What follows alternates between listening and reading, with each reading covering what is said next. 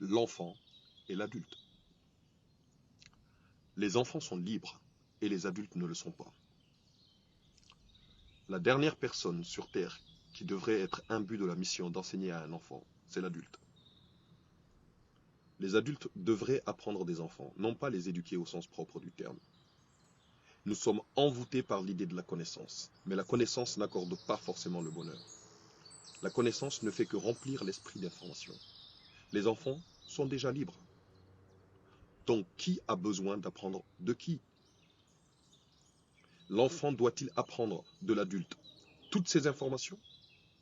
Ou l'adulte doit-il apprendre de l'enfant comment être libre? Les enfants nous apprennent quelque chose tous les jours.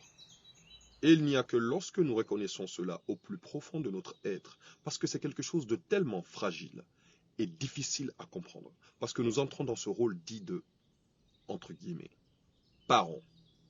Et le rôle de parent n'est pas fait pour l'être humain. La raison pour laquelle je dis ceci, c'est parce que les meilleurs parents sont ceux qui ne ressentent pas le besoin de parenter, justement.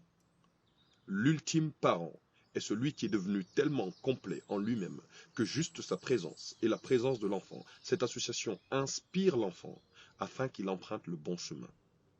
Et je tiens à préciser, quand je dis le bon chemin, ceci n'est pas un jugement moral. Je ne suis pas en train de dire qu'il existe des bons ou des mauvais chemins. Il ne s'agit même pas des décisions que vous prenez, c'est plutôt le parfum que dégagent ces décisions. Colère, peur, courage, etc.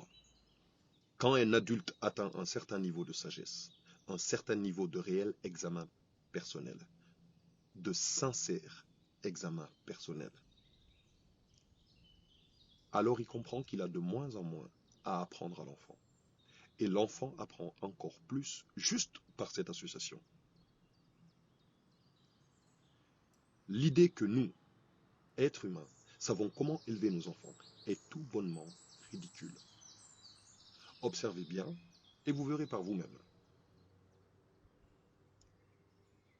Nul besoin de me croire sur parole. Et ça, je le répète une deuxième fois. Nul besoin de me croire sur parole. La seule chose qui ne requiert aucune croyance est l'expérience personnelle. L'illusion du pouvoir parental. De toutes les personnes de la société, ceux qui ont le plus besoin de la sagesse, ce sont les adultes, parce qu'ils se cherchent encore. Leurs enfants deviennent sujets des humeurs de leur esprit, et un esprit imbu de la responsabilité de contrôler autrui en abuse. Est-il possible que l'enfant réussisse à trouver sa voie sans la parenter? Si ses besoins les plus basiques sont satisfaits, l'enfant peut-il devenir autre chose que ce à quoi ses parents le destinaient? Peut-être un nouveau genre d'être humain libre de tout conditionnement sociétal, libre de toute approbation.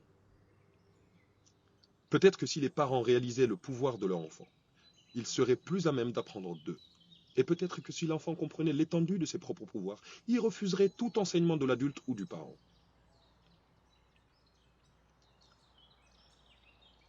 À observer l'enfant à travers le prisme de l'esprit, le parent ne voit que le contrôle qui lui est accordé. À observer l'enfant à travers notre cœur, nous devenons alors témoins de l'entièreté de son être en construction. En conclusion, c'est l'enfant qui a des choses à apprendre aux parents. Non pas au travers de leçons ou d'enseignements ou de mots, mais plutôt par sa façon de marcher, par sa façon de sourire et par la sincérité de ses larmes. Si les parents comprennent ceci, alors peut-être pourront-ils marcher à côté de leurs enfants, plutôt que de se mettre en avant et tenter de leur montrer la route pour une destination qu'eux-mêmes n'ont pas encore atteinte. Du genre, si je dois nous donner un exemple pour conclure ce discours, imaginez-vous un aveugle qui tente de guider un borgne.